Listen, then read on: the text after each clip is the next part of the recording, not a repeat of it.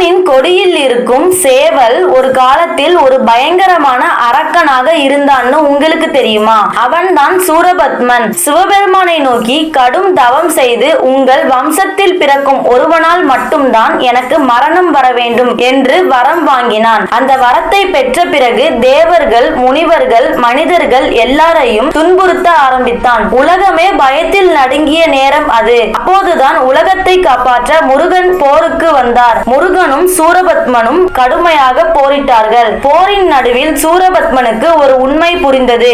முருகன் சிவபெருமானின் வம்சம் என்று தெரிந்து கொண்டு அவன் உடனே மன்னிப்பு கேட்டான். என்னை அழித்து விடாதீர்கள், எப்போதும் உங்களுடன் இருக்க வாய்ப்பு கொடுங்கள் என்று கெஞ்சினான். முருகன் கருணை கொண்டு சூரபத்மனை அழிக்கவில்லை, ஒரு சேவலாக மாற்றி தன் கொடியில் எப்போதும் வைத்துக் கொண்டார். அதனாலதான் முருகனோட கொடியில இருக்கும் சேவல் ஒரு அரக்கனோட மாற்றம்னு சொல்றாங்க. தவறு செய்தவரையும் மன்னித்து காப்பவர் தான் முருகன். உங்களுக்கும் முருகனை ரொம்ப பிடிக்கும்னா மறக்காம நம்ம சேனலை லைக் அண்ட் சப்ஸ்கிரைப் பண்ணிட்டு வேல் முருகன் கமெண்ட் பண்ணுங்க.